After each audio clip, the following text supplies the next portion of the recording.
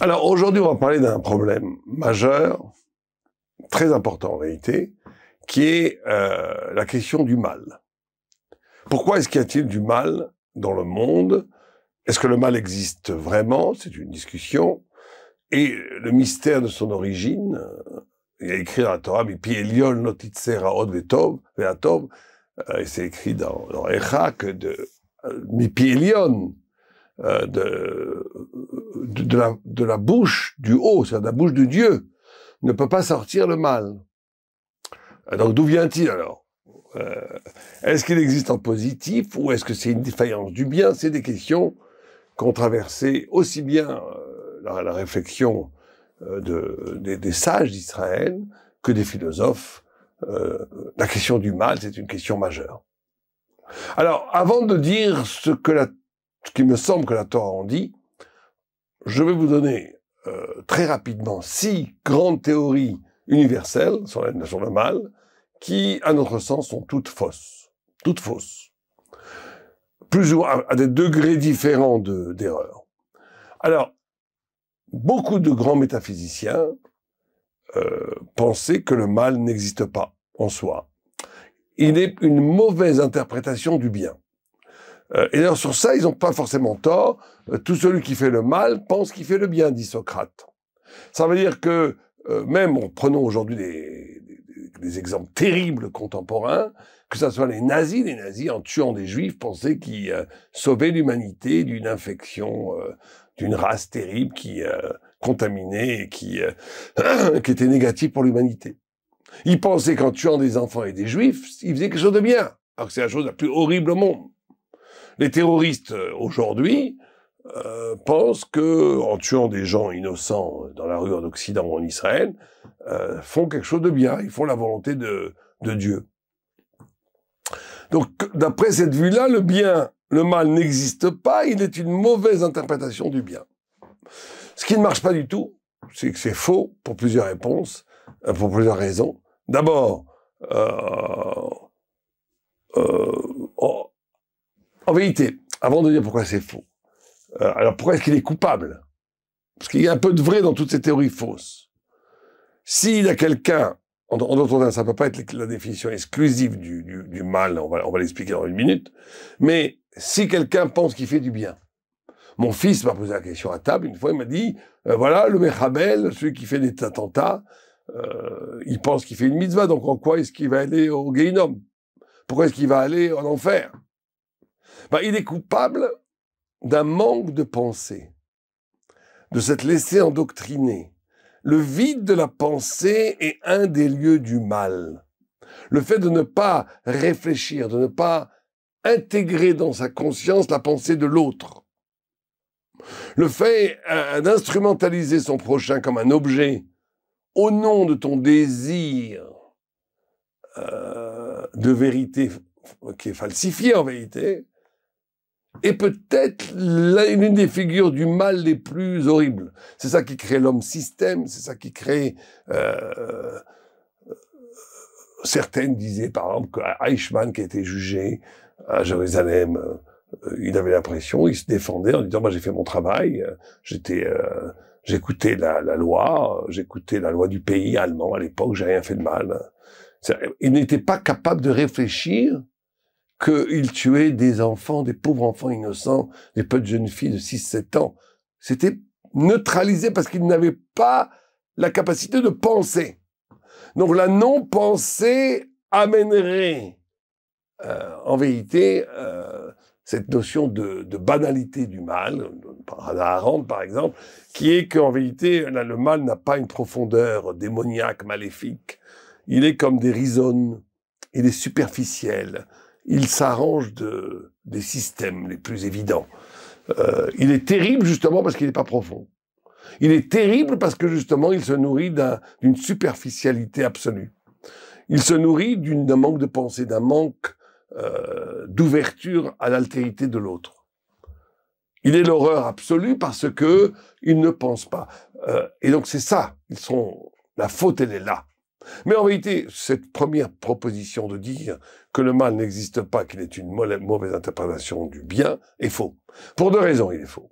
Il est faux d'abord parce que certains commettent le mal tout en sachant que c'était mal. Nous-mêmes, des fois, nous faisons des péchés en disant que c'est pas bien et on le fait quand même parce que le désir... Donc, on peut faire le mal sans penser que c'est bien. Certains font le mal consciencieusement pour créer un mur entre eux et Dieu, peut-être inconsciemment, mais en tous les cas, ça existe. La Avera serait peut-être le but ultime de la faute, serait de s'isoler du regard de Dieu, d'essayer de créer un mur entre nous et la vérité et le regard divin. Donc ces idées-là ne sont pas assez fortes. Et en plus, si ça veut dire quoi, logiquement, que le mal n'existe pas et que c'est une mauvaise interprétation du bien, si à la fin c'est mal, c'est qu'il y a oui un critère absolu de référence qui dit que le mal est mal, donc le mal est défini, donc il existe. S'il n'y avait pas de mal, même la mauvaise interprétation du bien devrait être bien. Donc ça marche même pas logiquement, cette histoire. En plus, le fait de dire que le mal est dans le fait de ne pas penser, de ne pas être un intellectuel, c'est complètement faux aussi, puisque de grands intellectuels ont commis des actes horribles. Heidegger, qui était le plus grand philosophe du XXe siècle, et de loin, a adhéré au parti nazi. Donc on voit que la réflexion ne nous protège pas du mal. Il y a des gens très simples qui ne pensent pas, qui ont un impératif éthique très fort en eux, qui ont sacrifié leur vie pour sauver des enfants ou sauver des juifs. Donc on ne peut pas, ça ne marche pas cette chita, cette école. Alors il y a la deuxième explication, qui est l'explication chrétienne, catholique, enfin, des religions, on va dire de façon assez générale, de dire que le mal vient à cause du péché originel. Ce qui est faux. Ce qui est faux parce que d'abord, Adam a commis le mal en mangeant avant la faute originelle, puisque la faute, si c'est une faute originelle, elle est faute. Si elle est faute, elle existe. Cette faute a été commise avant qu'elle a été commise. Donc ça ne peut pas. La source du mal ne peut pas être le péché d'Adam, puisqu'il a fauté avant, et que c'est une faute. Donc c'est que le mal existait avant. Dans le Gan Eden, le serpent existait déjà avant la faute d'Adam. La force négative du mal existait avant. Donc ça aussi, ça ne peut pas être retenu. Alors il y a une troisième vue qui est plus ambiguë, qui est dit par des grands hérétiques en vérité, que le mal n'existe pas dans la nature, que dans la nature il n'y a pas de bien et de mal, que tout est neutre, que c'est un outil de comparaison, c'est une manière de penser. Voilà, ça veut dire que ces personnes diront par perfection et nature, je désigne la même chose. C'est-à-dire que le monde est parfait, naturel, il n'y a pas de bien et de mal. Le bien et le mal, ce sont des postures humaines, des gens qui pensent comme ça, mais c'est relatif. C'est bien sûr pas vrai, pour plusieurs raisons. D'abord, logiquement, ce n'est pas vrai, parce que même si on dit que le mal est relatif à l'humanité, l'humanité, elle fait partie du réel. Même si on dit que les choses en soi ne sont ni mal ni bien, et que le mal est relatif à l'humanité, l'humanité fait partie du réel, et donc le mal aussi. Donc déjà un illogisme, comme très souvent dans ce qui est supposé des grandes philosophies.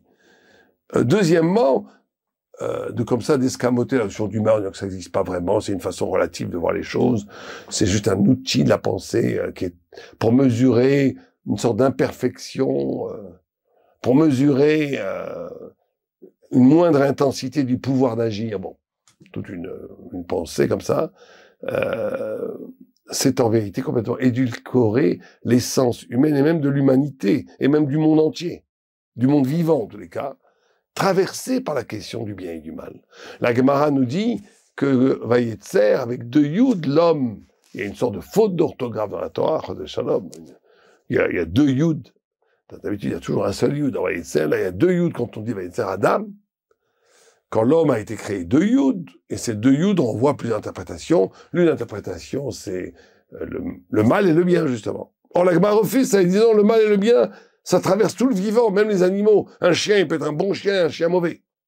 Donc on voit que l'éthique est la structure même de l'humanité, mais pas que de l'humanité, de toute conscience, en réalité. Et de dire que ça n'existe pas vraiment, c'est briser un des leviers même de la conscience. Et donc cette solution n'est pas une solution. Alors, il y a la solution l'autre pensée, la quatrième école, qui elle est la plus proche peut-être de la Torah, mais qui n'est pas non plus vraie, c'est de dire que le mal existe, oui, mais qu'on est libre de le faire ou de ne pas le faire, et que le mal radical, à la racine même, qui combat l'égoïsme, c'est la pensée de Schilling, la pensée de Kant, ce dernier, le mal, révèle de notre choix. En vérité, et on sera toujours dans une sorte de rapport dialectique entre le mal radical, quand on dit radical, c'est-à-dire qu'à la racine même de son désir, d'avoir un choix à faire entre d'obéir à son égoïsme, à son égotisme, ou bien d'obéir au principe moral, qui me dit de ne pas succomber au désir. C'est la vue classique du romantisme, classique du libre arbitre, qui est pas loin du tout de la Torah, et qui est, on va voir que, mais c'est pas vrai. D'abord, c'est pas vrai parce que ça veut dire que Dieu aurait créé le mal pour qu'il y ait le libre arbitre sur le compte des victimes du libre arbitre. C'est important que j'ai du libre arbitre, et donc que je décide de faire le bien ou le mal, mais des fois je fais le mal contre un innocent. Donc pour que je puisse avoir le libre arbitre, un innocent va souffrir. Problème. En plus, cette notion du mal, cette expérience nationale, n'explique pas le mal naturel. Pourquoi des enfants meurent à bas âge? Pourquoi des tremblements de terre à Lisbonne qui vont tuer des milliers de personnes? Bon. Mais on est d'accord, la Torah est d'accord que le libre arbitre est fondamental et que le mal est nécessaire pour que le libre arbitre puisse exister. Mais on va voir ce que la Torah en dit. Cinquième école, le mal n'existe pas dans le monde, c'est la société qui le corrompt. Ça, c'est la fameuse pensée de Rousseau, que l'homme est naturellement bon, mais la société le corrompt et le rend mauvais. Bon, ça ne tient pas la route non plus, d'après moi, parce que pour qu'une société puisse corrompre la nature humaine, il faut dans cette nature humaine une aptitude au mal. La société ne peut pas inventer un mal qui n'existe pas dans l'homme, et ni nulle part. Donc ça aussi, ça ne tient pas. Le sixième, qui est vraiment représentatif de la pensée contemporaine, qu'en vérité, le mal et le bien n'existent pas. Ni le bien, pas que simplement le mal n'existe pas, mais le bien non plus. Pas comme la première pensée socratique, que le mal est une méconnaissance du bien, ou une mauvaise interprétation du bien, ou un manque de bien. Le mal et le bien, ça n'existe pas, tout est relatif. Et la vraie et le faux n'existent pas. Ça, c'est complètement faux. Pourquoi c'est complètement faux? Avant tout, avant de dire dogmatiquement pourquoi c'est faux sur la Torah, on va dire que c'est faux d'un point de vue logique. Puisque toute personne qui essaie d'affirmer une parole, moi une fois j'avais coincé un philosophe assez connu d'ailleurs, que dans un débat m'avait dit, écoutez monsieur le rabbin, pour nous la notion de vrai et de faux, de bien et de mal sont toutes relatives, ça n'existe pas vraiment, ce sont des pures inventions, tout est relatif, rien, il n'y a pas de vrai, il n'y a pas de vérité, il n'y a pas de mensonge. J'avais dit, alors dans ce cas-là, monsieur le philosophe, il ne faut pas parler. Non seulement il ne faut pas parler, mais ce que vous êtes en train de dire maintenant, que la vérité n'existe pas, vous le prenez pour une vérité. Donc vous vous contredisez vous-même. On ne peut pas dire la vérité n'existe pas comme vérité si vous pensez que la vérité n'existe pas. Donc c'est à ce moment-là que donc c'est impossible. Toute parole, tout discours est structuré autour d'un référent de vrai, faux, bien, mal. Sans le référent éthique de ce qui est bon et pas bon, de ce qui est vrai et faux, la parole est impossible. Et donc, à moins de dire que on va pas réfléchir, à moins de dire que rien n'existe, bon.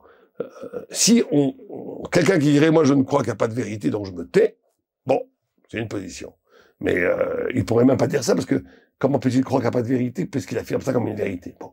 Mais en dehors, ça ne marche pas. Ça ne marche pas logiquement, c'est comme absurde, et c'est pourtant la pensée dominante de tous les grands philosophes du deuxième partie du XXe siècle, Deleuze, Foucault, Derrida, enfin tous ces gens-là ont passé leur temps à vouloir déconstruire toute possibilité de penser positivement des notions du bien, du mal, de la vérité et du mensonge.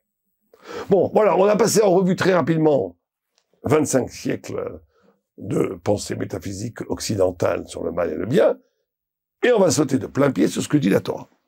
Alors, la Torah dit beaucoup de choses, mais on va prendre un enseignement du Maharal de Prague. Le Maharal de Prague nous dit, dans Ner Mitzvah, premier axiome, que le mal existe et n'existe pas. C'est dialectique. Il existe et il n'existe pas.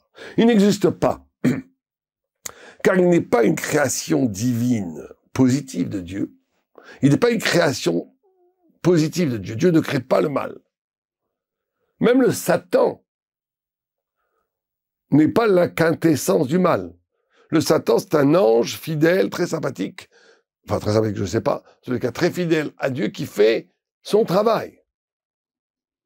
Il incite, comme le mot même en français, à Satan en hébreu, inciter, c'est le même mot. Il y a tellement de mots français qui viennent de l'hébreu et que personne ne sait. Hein. Il y en a des milliers. Même des mots comme fruit. Fruit, ça vient de péri, comme air, qui vient de avir. Alors, quand vous regardez dans les dictionnaires étymologiques, ils renvoient tous à fruit, fritus, au latin, ils oublient complètement la source hébraïque du latin. Bon. Mais en tous les cas, ça, derrière Hagam. Mais l'idée ici, c'est quoi? C'est que le Satan n'est pas du tout... il incite, c'est vrai, à pécher. Après, il accuse. Et après, il tue, c'est vrai. Comme la Gemara nous dit. Mais il n'est pas le mal en soi. Il n'existe pas de mal en soi en tant que créature positive. Donc Dieu ne crée pas le mal. Comme il dit, mi pi elion, lo tetze raot. Mi pi elion, lo tetze raot, de la bouche supérieure, de la haute bouche divine ne sort pas le mal. Mais il existe. Plus que cela. Il imprime sa marque dans toutes les fibres de l'être. Pourquoi? Et là, c'est ce que nous dit le Maharal. Il dit parce que quand Dieu crée le monde, s'opère une déréliction.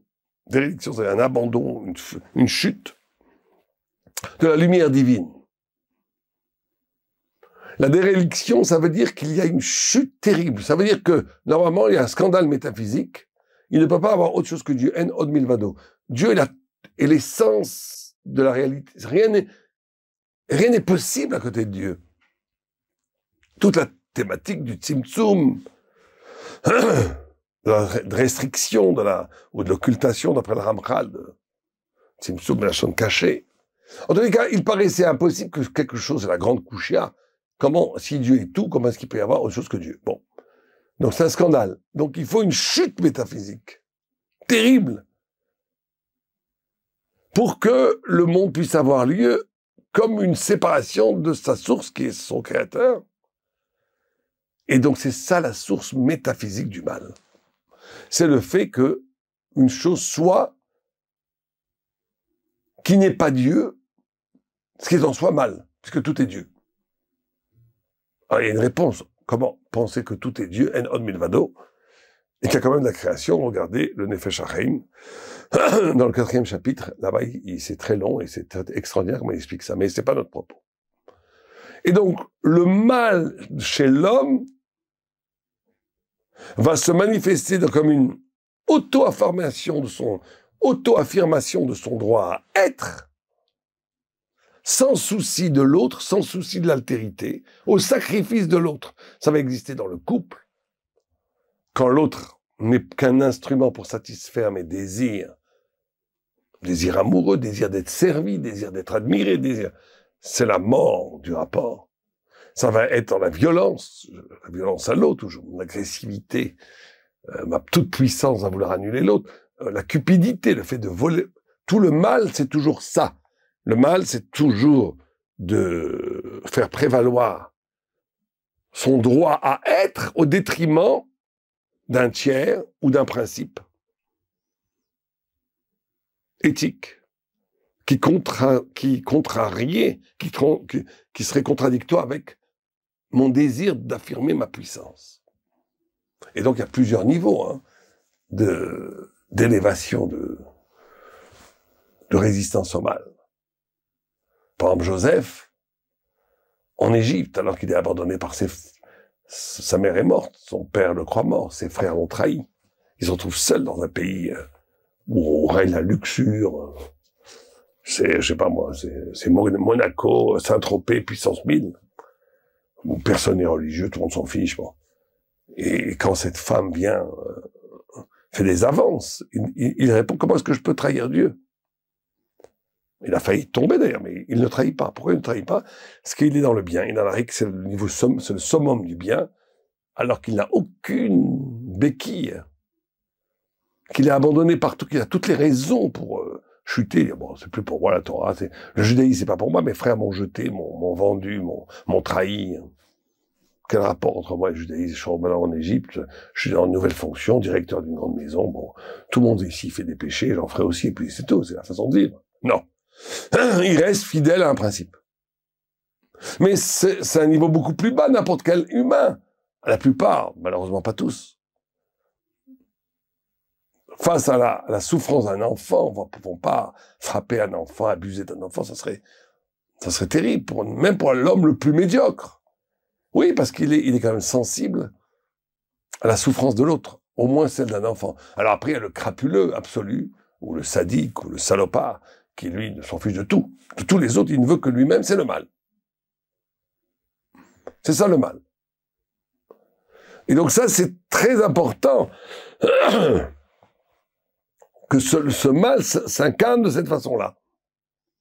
L'auto-affirmation de soi-même contre la vérité, le principe éthique ou autrui.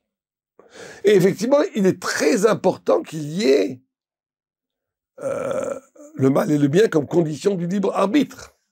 Le libre arbitre transforme le mal en quelque chose de positif, car il donne à l'homme une chance de se dépasser, et surtout, il donne à l'homme une chance qu'il puisse, il acquiert la shlemut, la plénitude. Ce que dit le Ramchal dans Derech Hashem, Raphaïm de Lutzato, il dit, il était absolument important qu'il y ait du bien et du mal de corps et de l'âme, et la Bechira à égale valeur de puissance tentateur qui nous tente, pour que l'homme puisse choisir le bien malgré l'attirance du mal. Et alors, la plénitude, la shlemut qu'on appelle en hébreu, lui sera à lui totalement. Sinon, si Dieu lui avait donné directement la béatitude et l'harmonie et la shlemut, alors ça serait pas vraiment à lui. Pour que ça soit vraiment à lui, il faut un kinyan, une acquisition par lui-même. Le Ramchal va très loin dans cette histoire. Et donc, effectivement, le mal n'existe pas. Et le mal existe. Le mal n'existe pas parce que ce n'est pas une création positive. Il est la conséquence ontologique de la création du monde, comme racine du fait que le mal, comme chute verticale de En Od Milvado, crée le scandale de autre chose que Dieu, et tout le mal sera toujours que c'est être autre chose de Dieu, autre chose que Dieu s'auto-affirme comme l'absolu par la colère, l'appétit, la violence, la cupidité, le mépris, l'égotisme, l'orgueil, etc., etc. Le bien sera le rattachement de la création à sa source, à partir justement de la fidélité à un principe éthique qui nous rend divins, puisque cette éthique vient directement de la parole de Dieu. Tu ne tueras point, tu ne voleras point, etc., etc. Voilà, et l'équilibre est absolu entre les deux puissances. C'est le libre arbitre, et dans ce cas-là, le libre arbitre, le mal devient une positivité, puisqu'il permet de nous dépasser, il permet d'advenir, il permet de donner le mérite de devenir nous-mêmes grâce à nous-mêmes, toujours grâce à Dieu, mais grâce à l'effort que l'on a fait. Et donc, c'est une façon de comprendre le mal qui correspond à la Torah. Oui, d'accord. Très bien. Mais il reste un gros problème. Il reste le scandale métaphysique. Alors, Dieu crée effectivement le mal. Enfin, il ne crée pas le mal, mais le mal existe inhérent à la création pour qu'il puisse y avoir libre arbitre, et que ce libre arbitre nous donne la mesure maximale de réalisation de chacun d'entre nous spirituellement. Mais comment est-ce qu'on va expliquer la mort des enfants? Dieu est tout-puissant, il aurait pu créer un monde où on aurait, peut-être théoriquement, c'est vrai que c'est une question un peu émotionnelle, parce qu'en réalité, bon, essentiellement c'est comme ça, mais on pourrait presque dire, Dieu aurait pu créer un monde où l'homme puisse acquérir tout en protégeant les innocents. Pourquoi pas? C'est l'argument massif des athées. L'argument massif des athées se décline en 3 mouvements. C'est-à-dire, si on dit que A, Dieu existe, B, qu'il est bon, infiniment bon, 3, qu'il est tout-puissant, il dit un de ces 3 éléments ne marche pas. Parce que s'il est bon infiniment, et qu'il est tout-puissant et qu'il existe, il ne devrait pas permettre la torture des enfants, le viol des femmes ou des enfants, Auschwitz, la mort subite des innocents, etc., etc. Alors c'est vrai, comme on venait de dire, c'est une objection émotionnelle. Parce qu'on vient d'expliquer que la déréliction fait apparaître le mal, et que c'est nécessaire pour le libre arbitre. Mais ils vont te dire, libre arbitre, très bien, mais pas sur le compte des enfants innocents. Alors, acceptons leur coucher, acceptons cette objection. Pensons-la jusqu'au bout, et je la pense jusqu'au bout, parce qu'en réalité, elle a été la question de Moïse. Moïse pose cette question dans Brachot, d'Abzaï, à Dieu, et il dit, pourquoi est-ce qu'il y a fait moi connaître tes voies? Il demande 3 choses. Une des 3 choses qu'il demande, la 3e chose, fais-moi comprendre pourquoi l'innocent souffre, et à contrario, très souvent le mécréant est heureux. Donc si Moïse ne comprend pas, et si Moïse qui a vu le Sinaï, qui a vu la vérité absolue, parce que Sinaï c'est pas juste une histoire d'éclair, il est arrivé à une conscience maximale qu'un humain puisse arriver. S'il lui reste encore cette question, c'est qu'on peut pas la régler en 2 temps, 3 mouvements par un coup de cuillère à peau, en disant bon, c'est très bien, c'est comme ça, il faut le mal pour qu'il y ait du bien, il faut le mal pour la liberté, il faut le mal pour... Non. Pourquoi est-ce que le juste souffre? Pourquoi l'enfant souffre? Pourquoi un enfant de 5-6 ans peut être frappé de cancer et souffrir? C'est quoi ça? Si Dieu existe, qu'il est bon, infiniment bon, qu'il est tout-puissant, il ne devrait pas permettre ça. C'est l'argument massif des athées. Alors, il y a la réponse classique, qui est aussi une des 2 réponses de la Gemara, qui est ce qu'on appelle la théodicée. Ça veut dire que certains vont dire, Leibniz, entre autres, pour ne pas le citer, que le monde, c'est le meilleur des mondes possibles.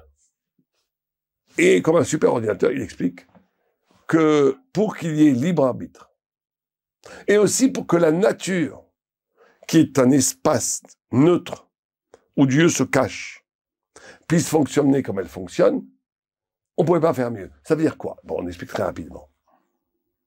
Il y a les lois de la nature qui fonctionnent. Malebranche aussi dit la même chose. Et les lois de la nature qui fonctionnent, d'accord. La loi de la pesanteur, il faut qu'elle soit, pour que le vivant puisse se déplacer. Très bien. Maintenant, si, à cause de la loi de la pesanteur, tombe une brique, et que quelqu'un va passer sous cette brique sur la tête, Dieu pourrait bien entendu intervenir et sauver l'homme en enlevant la brique. Mais ça serait donc casser tout le système naturel qui est essentiel au projet de la création de l'homme, pour que l'homme soit libre de décider le bien et le mal, de croire en Dieu, de ne pas croire en Dieu. Et donc, nous sommes dans le meilleur des mondes possible, parce que toute autre alternative est moins bien. Ah, tu vas me dire que Nekoudatit, tu vas gagner, que la brique, elle va pas tomber sur la tête, d'accord. Mais tu vas perdre tout le sens de la vie de tous les humains. Et donc, il va falloir qu'il y ait du naturel, il va falloir qu'il y ait du hasard et de la nécessité, parce qu'elles font partie de la création, pour que le monde, le meilleur monde des mondes possibles soit possible, pour que se joue l'aventure métaphysique de chacun d'entre nous, de chaque humain. Maïmonide ne dit pratiquement pas autre chose quand il dit que la Hashgacha, ça veut dire l'intervention divine dans le monde, est proportionnelle à l'intelligence. Ça veut dire qu'il veut dire, il donne cet fameux exemple que je rapporte très souvent, qu'il y a une mouche sur la chaussure de Mohammed, Zaïd, qui est son compagnon, crache et tue la mouche, et il dit, est-ce que la mort tragique de cette mouche est voulue par Dieu? Il dit non. Non. La mouche comme elle n'a pas d'intelligence, elle rentre dans le cercle du hasard et de la nécessité. Pour s'arracher de l'être, mériter la providence, il faut s'arracher de la nature. Il faut être intelligent, au sens théorique du terme, pas roi des mathématiques ou roi des échecs. Intelligent, ça veut dire d'être au-delà de la matière, ne pas être réactif, ne pas être égoïste. Comprendre, c'est le message, c'est de l'être. À ce moment-là, effectivement, des miracles s'opèrent. Et on peut espérer qu'effectivement s'opère autre chose. Du sens, en tout cas, tout prend sens. Et donc, d'après cette théorie, le nisayon, le malheur, est presque positivé. Puisque le Midrash nous dit, par 3 exemples, que Dieu ne frappe pas les vases qui se cassent facilement. Il frappe les vases qui résistent, qui font du bruit, comme pour faire connaître au monde la valeur du tzaddik, même s'il est éprouvé comme Job, comme Abraham, même s'ils sont éprouvés, ils restent fidèles. Deuxième explication, c'est comme du lin qui s'améliore avec un principe. C'est-à-dire que nisayon, hébreu qui veut dire l'épreuve, a pour racine étymologique nes, c'est le drapeau. On n'advient vraiment qu'à travers l'épreuve. On n'advient vraiment qu'à travers l'épreuve. C'est-à-dire que l'homme est capable de se dépasser et de devenir lui-même que grâce à l'épreuve. S'il est dans un confort trop facile, il ne va pas réaliser tous ses potentiels. Et un troisième élément, comme des bœufs qui portent le fardeau, c'est d'être soi-même celui qui porte l'épreuve de toute la génération. En tous les cas, Maïmonide dit ça, on retrouve la même idée dans le Ramban, d'ailleurs dans Nachmanide, qui dit qu'il y a des fois à un certain niveau dans Char à Gmoul, c'est magnifique ce qu'il dit, qu'il y a à un moment donné des épreuves qui se font grandir, mais il y a des moments donnés où des événements qui sont liés au hasard et à la nécessité, que Dieu n'a pas voulu, Kébirol, et que c'est toi qui l'as choisi parce que c'est que tu n'as pas été capable de donner un sens spirituel à la vie, et donc tu es soumis à la neutralité de la vie. Bon, cette théodicée, elle est valable, et d'ailleurs la Gemara donne une des deux réponses de la Gemara à la réponse de Moïse, c'est de dire que, oui, il y a le tzaddik qui souffre, c'est pour lui enlever en réalité les péchés de ce monde-ci, donc c'est une perspective beaucoup plus grande. Ne voit pas que ce monde-là, voit le monde avec des milliards d'années après la mort. Oh, c'est une réponse religieuse, c'est vrai, mais elle est logique. Ça veut dire que, imaginons que je rentre dans un hôpital et que je n'ai aucune notion de ce que c'est un hôpital, je n'ai aucune notion de ce que c'est une opération. Et je vois un enfant de 5 ans où on lui coupe le ventre pour l'opérer, je vais crier, mais je vais dire, qu'est-ce que c'est que ce malheur? Qu'est-ce que ces gens-là qui sont les médecins, les chirurgiens font? C'est un scandale! Mais ils sont en train de lui sauver la vie. Ils sont en train de sauver la vie de cet enfant. Des fois, c'est pareil.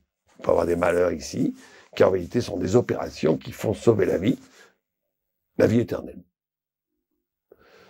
C'est une des vues de la Gemara ici qui dit ça. Et à contrario, presque cruellement, il y a des gens, des mécréants, pour qui tout va bien. J'avais un rab qui disait, si tout va trop bien pour toi, tu dois trembler. Tout va bien. Pourquoi tout va bien? Parce que, en réalité, tu as fait quelques mitzvot. Même le mécréant, il a fait quelques bonnes actions. Et ben, on lui donne toute sa récompense dans ce monde. Ça, parce qu'il ne pourra pas participer à l'éternité après la mort. Donc ça, c'est une vue. Simplement, la Gemara repousse cette vue d'après une certaine. Elle dit, mais ça, c'est pas comme Rabbi Meir. Que Rabbi Meir dit que non, Dieu n'a pas pu répondre, n'a pas voulu répondre à Moïse. Et il n'a pas donné le secret de pourquoi il y a des justes qui souffrent et des méchants, des mécréants qui se réjouissent. Et il est écrit là-bas, dans le Passouk, je suis miséricordieux, on va dire, avec qui je serai miséricordieux, même à Falpiche et Noagoud, même s'il n'est pas bien, même si c'est un affreux Jojo, comme ça dit le Yaakov là-bas, même si c'est un affreux Jojo, Dieu peut l'aimer et lui donner. Incroyable. Je vais être miséricordieux à Falpiche et Noagoud. Alors là, on est dans quelque chose qu'on a du mal à comprendre, mais on n'est plus du tout dans une théodicée.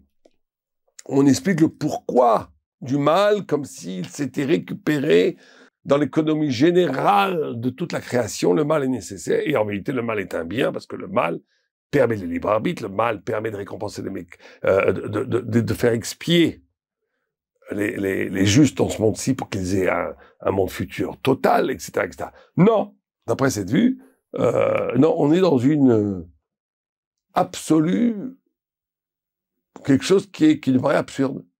Dieu va donner du bien aux méchants, même s'ils ne le méritent pas, et il va faire souffrir le tzaddik, même s'il ne le mérite pas. Alors là, on comprend rien. Et reviendrait peut-être à ce niveau-là la question des athées. Alors en vérité, c'est peut-être l'ultime réponse. Hein. C'est l'ultime réponse. C'est Job. Bon, il faut lire le livre de Job à la fin. Alors ce qui est extraordinaire dans Job, c'est que c'est Eliphaz à Thémanie, Eliphaz de Théman et les autres, qui viennent discuter avec Job. Tout le monde connaît l'histoire de Job, hein, de Job, qu'il était très riche, très beau, très tout, avec une famille magnifique, beaucoup d'argent, un juste parfait, et le Satan dit à Dieu, mais Dieu dit à Satan, voilà comme il est sadique, mon serviteur. Il dit, ouais, mais c'est facile pour lui, il a de l'argent, il a de la belle vie, il a une belle famille, bien sûr qu'il est juste. Et peu à peu, Dieu lui dit, non, tu vois qu'il va rester fidèle même, et à un moment donné, le Satan, au début, tue sa famille, lui fait perdre tout son argent, après tue sa famille, après il le meurtrit dans sa chair, jusqu'à qu'il a des maladies terribles. Et à un moment donné, au début, Job reste fidèle à Dieu, à la fin, il craque. Il dit, pourquoi Dieu m'a fait ça? Je n'ai rien fait, tu m'as puni. Et après, Dieu se révèle. Et donc, les élèves, les amis de Job viennent voir Job. Et il y a il fallait voir 3 amis qui, l'un après l'autre, vont lui exposer des théodicées, en réalité. Des théories que tout est bien, que si t'es puni, c'est que Dieu a voulu, t'as pas à te plaindre. Et Dieu s'enflamme contre eux. Et leur dit, ma colère est contre vous, ce n'est pas le moment de théoriser, de faire d'un théodicée en disant que c'est bien qu'il souffre. N'est-il pas déjà suffisamment accablé pour l'accabler encore plus en lui disant que c'est bien qu'il a reçu des coups sur la tête? Apportez des sacrifices et demandez pardon à Job, et Job, en priant pour vous, je vous pardonnerai. Donc, on est ici dans l'anti-théodicée absolue. Mais Dieu parle. Une parole tout à fait énigmatique à Job. Et en gros, c'est des textes très profonds qu'il faut regarder, il lui dit, tu crois que tu ne sais pas qu'il y a ici un horizon du sensé divin qui dépasse tellement l'intellect humain que tu ne peux pas comprendre le bien et le mal.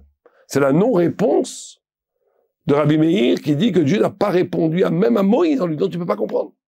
Il y a une logique divine qui excède tout raisonnement humain. Et à ce moment-là, il y a cette phrase remarquable de Job qui dit, donc, j'essaie de traduire, je me retire, Benichamti, et je regrette ce que j'ai dit, Afar ve'efer, sur la cendre et la poussière. Et le commentateur, le Mitzvah David, il dit une chose incroyable. Il dit une chose incroyable. Il dit, jusqu'à mon moment, je te connaissais que par oui dire, comme dit le Passouk avant. Par cette épreuve de la souffrance, je te vois face à face. Be'avur ahavat asaga asher asakti bema, she'einaim ra'isecha. Par l'amour de la compréhension que j'ai eue de t'avoir vu, je méprise tout bonheur matériel et toute santé physique. Ils ne sont rien face à la richesse de la compréhension que j'ai eue en entendant ton explication sur le mal et le bien. Dieu. Job. La fin de Job. Ça veut dire qu'ici, on est dans une pensée absolument extraordinaire. D'abord, Job se repent, à la fin, il fait tchouva sur sa révolte. Et quelque part, il clôt le livre. Au début, le Satan dit, tu l'aimes. Il t'aime, Job, pour toi. Quelque part, ce que dit Job, ce que réussit à faire Job à la fin, c'est qu'il aime Dieu que pour Dieu, pour rien. Et qu'il est content de sa ruine physique. Parce que cette ruine physique lui permet d'aimer Dieu pour rien. Alors après, Dieu lui rend au centuple, il va être encore plus riche, il va avoir des filles encore plus belles, il va avoir des 7 ans garçons, d'accord. Mais ça compensera jamais la mort des premiers enfants. Mais c'est quand même là. Mais c'est pas là le sujet. Justement, nous ne sommes pas dans une pensée de la rétribution. Nous ne sommes pas dans une pensée où je reçois ce que je mérite. On est dans une pensée où, justement, en od milvado, le scandale du mal, c'est qu'il y ait un monde qui est créé à côté de Dieu, et quelque part, le malheur et le mal détruisent le monde, mon monde, détruit le confort, détruit la sécurité physique, monétaire, affective, qui dans un dépouillement absolu, m'ouvre à un horizon d'amour divin qui est inconcevable dans le bonheur. Ouah, ça fait peur, hein. Et là, le mal n'est pas explicable, mais on sait qu'il fait partie d'une logique. C'est pas une théodicée du tout. On dit pas que c'est bien qu'il y ait du mal pour que tu puisses arriver à Dieu. Non. On dit qu'il y a une logique divine, incompréhensible par l'homme, mais qui est la rencontre entre le fini et l'infini, qui fait qu'à ce moment-là, dans ce frôlement du fini et l'infini, le mal met en œuvre un dépouillement de l'être qui permet une ouverture d'amour divin absolue, qui ne dépend de rien. Alors, c'est vrai que nous, on dit, nous, on a des Issourim. On dit, on ne veut pas de malheur. On veut même pas des Issourim, on veut des Nisaïm pour grandir, mais on veut pas de Issourim. Pourquoi? Parce qu'on essaie de rejoindre Dieu dans la vitalité, le bonheur absolu. C'est vrai, ça c'est l'idée très juive, on n'aime pas le malheur. Et on essaie de rejoindre Dieu malgré l'écorce du bonheur. Donc pour résumer, il y a 5 niveaux de conscience par rapport au mal. Il y a la première, qu'on n'en a pas parlé, que je résume très vite, qui est la plus compréhensible pour un être religieux et la moins pour un non-religieux, c'est la notion de bride d'alliance. Mida keneged mida. J'avais un Rav Zimmerman, qui disait, mesure pour mesure, c'est la façon dont Dieu se déplace dans le monde la plus récurrente. Quelqu'un est méchant et radin avec les gens, le monde sera radin. Quelqu'un est coléreux, la vie sera colérique. Et c'est pareil au niveau du peuple d'Israël. Il est écrit clairement dans la Torah que le peuple d'Israël est élu par Dieu. Ça c'est une rationalité immanente. C'est la bride, c'est pas une punition, c'est pas une récompense. Vous vivez dans la Torah, le monde va être en harmonie avec vous. Vous vivez contre la Torah, vous êtes quelque part plus à votre place, et le monde va être contre vous. Bon, je ne veux pas rentrer trop là, ni créer de scandale, mais il y a des choses, des événements historiques où le parallélisme est absolument frappant. Ce n'a pas été encore fait, mais il faudrait écrire ce livre avec beaucoup de finesse, attention, sur comment des lois ont été dictées contre des Juifs par rapport à des manquements de l'Alliance par rapport à d'Israël, et c'est évident qu'il y a un effet de miroir. Bon. Ça, c'est la notion de bride d'alliance. Deuxième notion, c'est un peu plus haut, on va dire. La première est une rationalité immanente, la deuxième est une rationalité transcendante. C'est la théorie de la rétribution. Ça veut dire, effectivement, il y a une théodicée, ça veut dire que tout est pour le bien. Et pourquoi est-ce qu'on souffre dans ce monde-ci? C'est pour avoir... il faut aller voir en perspective plus grande, religieuse, d'éternité. Le monde n'est pas, la vie, l'être n'est pas réductible à ce que l'on vit ici, les 70 ans, 80 ans de la vie. Nous sommes des éternels, nous vivons comme des éternels, et ce petit moment de la vie ne peut pas s'auto-justifier, et donc un malheur dans ce monde-là peut être compris au contraire comme un très grand bonheur pour l'acquisition du bonheur de l'éternité. C'est une théorie assez classique qu'on appelle la théorie de la rétribution, mais qui est vraie, qui est complètement vraie, mais qui n'est pas suffisante parfois.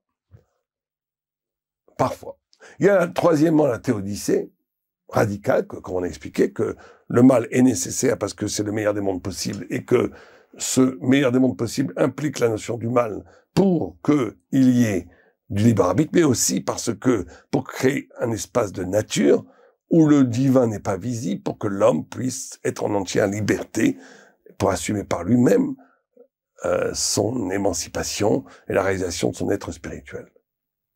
Il y a le quatrième niveau qui est encore plus haut, qui est de considérer que le mal est nécessaire à la notion de libre arbitre, non plus simplement qu'il y ait le bien et le mal, mais qu'il y ait une sorte de retrait de Dieu pour que tu t'auto-fabriques, pour que tu t'auto-construis à partir du dépassement du mal. Et il y a la dernière chidouche que l'on a dit dans Job, qui est le mal fait disparaître la figure illusoire du bonheur du monde pour s'ouvrir à un amour absolument désintéressé au divin et pour s'ouvrir un dépouillement total qui t'ouvre à la vérité du rapport à l'infini et de cette ligne de friction entre le fini et l'infini qui peut parfois passer par la souffrance, et nous espérons, nous tous, que nous arrivons à ce même niveau de fusion et d'amour du divin, dans le bonheur et non pas dans le malheur. Amen, Ken Yeratzon.